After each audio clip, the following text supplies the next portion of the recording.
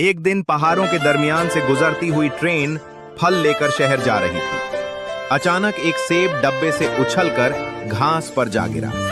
रात को हल्की सी बारिश पड़ी और सेब के बीज को नमी मिल गई। चंद दिनों में वहां एक नन्हा सा पौधा निकल आया, मगर दोपहर की तेज धूप ने नन्हे पौधे को मुरझा दिया। तभी जंगल में रहने वाली एक लोमड़ी ने पौधे को खुश्क होता देखा। वो करीब की गार से एक पुरानी टोकरी उठा लाती है।